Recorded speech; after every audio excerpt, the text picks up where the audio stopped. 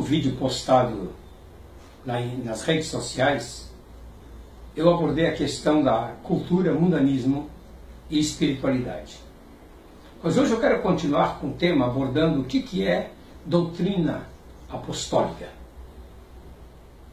Porque Paulo fala a Tito dizendo: fala o que convém à sã doutrina apostólica.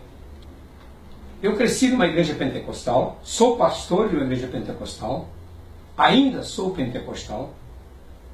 No entanto, nesses mais de 100 anos de igreja pentecostal, parece que as pessoas não entenderam, nem ainda os pastores, que doutrina apostólica não tem nada a ver com usos e costumes, mas tem a ver com estilo de vida.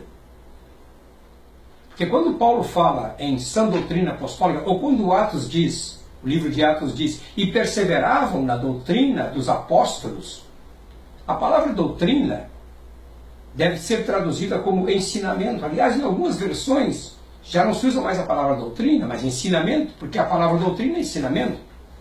Duas palavras que eram fortes no Novo Testamento, na época da igreja primitiva, era querigma, que é a proclamação, e o didaskalós, que é o ensinamento.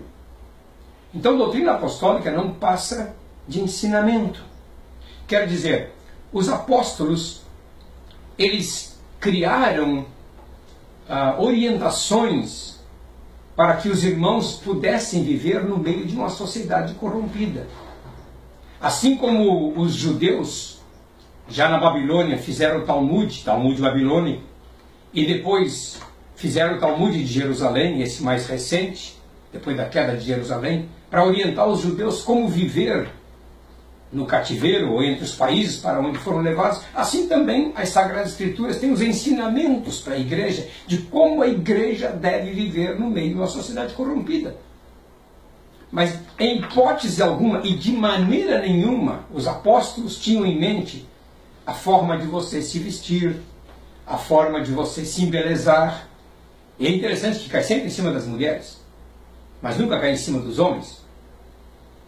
No entanto, quando Paulo fala a Tito a respeito, fala o que convém à sã doutrina apostólica, ele está falando para o ancião, ele está falando para a mulher idosa, ele está falando para a jovem senhora recém-casada, ele está falando para os moços, e ele diz para Tito: torna-te pessoalmente padrão, não é?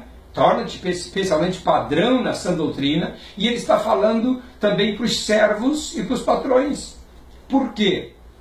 Porque a nova igreja que surgira naquela época teria que ser diferente do mundo na sua linguagem, no seu comportamento, e tem a ver com o homem interior e não com o homem exterior. Aquele que furtava, não furta mais. Aquele que mentia, não minta mais. Numa época que a sociedade greco-romana havia muita prostituição, havia muito homossexualismo, Paulo fala: tais fostes alguns de vós, mas agora. Quer dizer, está mostrando que a sociedade em que eles viviam era uma sociedade tão ou mais perversa que a sociedade que vivemos hoje. Mas falavam dessa nova transformação. Então, o que está ocorrendo hoje com a igreja?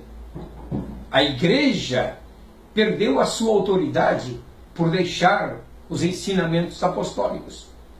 Então os pastores mentem, os crentes mentem, os pastores se corrompem, os crentes se corrompem, e o fruto de tudo isso é a corrupção que graça na nação brasileira. Imagina se esses 30 milhões de cristãos evangélicos aqui no Brasil seguissem fielmente a sã doutrina apostólica.